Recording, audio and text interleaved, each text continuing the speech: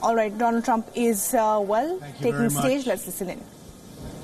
Mr. President, Mr. Secretary General, distinguished delegates, ambassadors, and world leaders, 7 decades of history have passed through this hall in all of their richness and drama.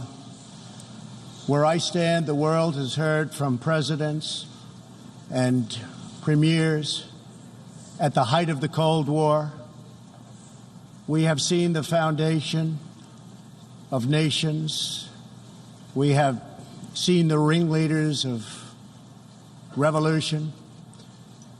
We have beheld saints who inspired us with hope, rebels who stirred us with passion, and heroes who emboldened us with courage, all here to share plans, proposals, visions, and ideas on the world's biggest stage. Like those who met us before, our time is one of great contests, high stakes, and clear choices. The essential divide that runs all around the world and throughout history is once again thrown into stark relief. It is the divide between those whose thirst for control deludes them into thinking they are destined to rule over others, and those people and nations who want only to rule themselves. I have the immense privilege of addressing you today as the elected leader of a nation that prizes liberty, independence, and self-government above all. The United States, after having spent over $2.5 trillion since my election to completely rebuild our great military, is also by far the world's most powerful nation. Hopefully, it will never have to use this power. Americans know that in a world where others seek conquest and domination, our nation must be strong in wealth, in might, and in spirit. That is why the United States vigorously defends the traditions and customs that have made us who we are. Like my beloved country, each nation represented in this hall has a cherished history, culture, and heritage that is worth defending and celebrating, and which gives us our singular potential and strength. The free world must embrace its national foundations. It must not attempt to erase them or replace them. Looking around and all over this large, magnificent planet, the truth is plain to see. If you want freedom, take pride in your country. If you want democracy, hold on to your sovereignty. And if you want peace, love your nation. Wise leaders always put the good of their own people and their own country first. The future does not belong to globalists. The future belongs to patriots. The future belongs to sovereign and independent nations who protect their citizens, respect their neighbors, and honor the differences that make each country special and unique. It is why we in the United States have embarked on an exciting program of national renewal. In everything we do, we are focused on empowering the dreams and aspirations of our citizens. Thanks to our pro-growth economic policies, our domestic unemployment rate reached its lowest level in over half a century. Fueled by massive tax cuts and regulations cuts, jobs are being produced at a historic rate. 6 million Americans have been added to the employment rolls, in under 3 years. Last month, African American, Hispanic American, and Asian American unemployment reached their lowest rates ever recorded.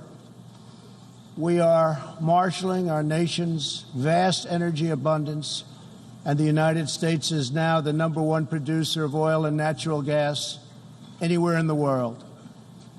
Wages are rising, incomes are soaring, and 2.5 million Americans have been lifted out of poverty in less than 3 years.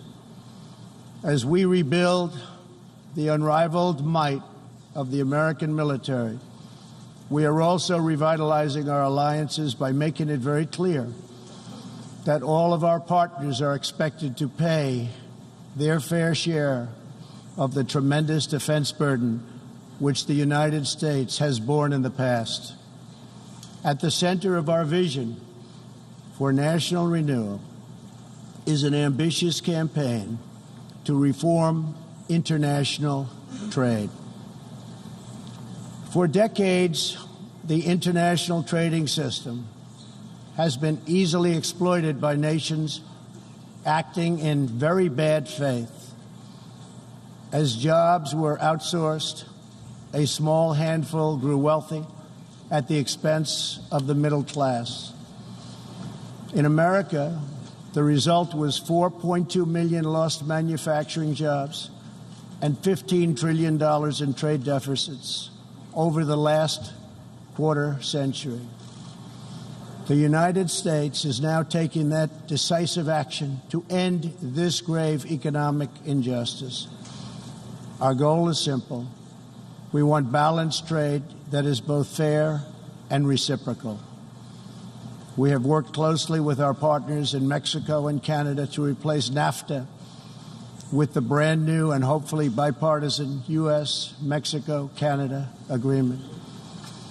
Tomorrow, I will join Prime Minister Abe of Japan to continue our progress in finalizing a terrific new trade deal. As the United Kingdom makes preparations to exit the European Union, I have made clear that we stand ready to complete an exceptional new trade agreement with the UK that will bring tremendous benefits to both of our countries.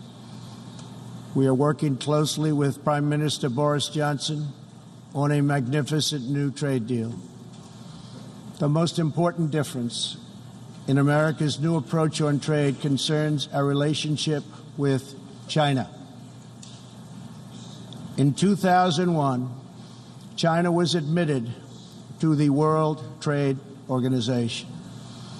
Our leaders then argued that this decision would compel China to liberalize its economy and strengthen protections to provide things that were unacceptable to us and for private property and for the rule of law. 2 decades later, this theory has been tested and proven completely wrong. Not only has China declined to adopt promised reforms, it has embraced an economic model dependent on massive market barriers, heavy state subsidies, currency manipulation, product dumping, forced technology transfers, and the theft of intellectual property, and also trade secrets on a grand scale. As just one example, I recently met the CEO of a terrific American company, Micron Technology, at the White House. Micron produces memory chips used in countless electronics. To advance the Chinese government's 5-year economic plan, a company owned by the Chinese state allegedly stole Micron's designs, valued at up to $8.7 billion. Soon, the Chinese company obtains patents for nearly an identical product, and Micron was banned from selling its own goods in China. But we are seeking justice. The United States lost 60,000 factories after China entered the WTO. This is happening to other countries all over the globe. The World Trade Organization needs drastic change. The second largest economy in the world should not be permitted to declare itself a developing country in order to game the system at others' expense. For years, these abuses were tolerated, ignored, or even encouraged. Globalism exerted a religious pull over past leaders, causing them to ignore their own national interests. But as far as America is concerned, those days are over. To confront these unfair practices, I placed massive tariffs on more than $500 billion worth of Chinese-made goods. Already, as a result of these tariffs, supply chains are relocating back to America and to other nations, and billions of dollars are being paid to our Treasury.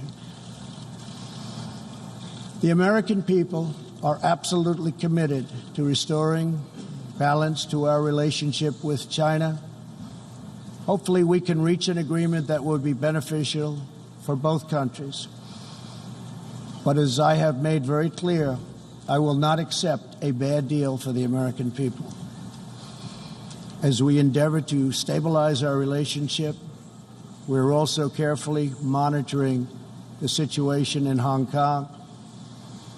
The world fully expects that the Chinese government will honor its binding treaty made with the British and registered with the United Nations, in which China commits to protect Hong Kong's freedom, legal system, and democratic ways of life. How China chooses to handle the situation will say a great deal about its role in the world in the future. We are all counting on President Xi as a great leader. The United States does not seek conflict with any other nation. We desire peace, cooperation, and mutual gain with all. But I will never fail to defend America's interests. One of the greatest security threats facing peace-loving nations today. All right, that is the U.S. President Donald Trump, delivering his speech at the UNGA, and a lot of big banner headlines there from Donald Trump's speech. Well, he's certainly gone after globalization once again, saying the future doesn't belong to globalists but patriots. He's also, of course, talked about the trade imbalance in detail there with various countries, particularly going after China there and talking about the trade imbalance and also intellectual theft by the Chinese government, saying that we hope that China will uphold its treaty with Hong Kong. We're counting on President Xi to do the best, and also talking about his own economy, saying that, of course, the American economy is doing rather well. Well, on that note, we're slipping into a short break. A lot more news on the other side when we come back. Stay tuned.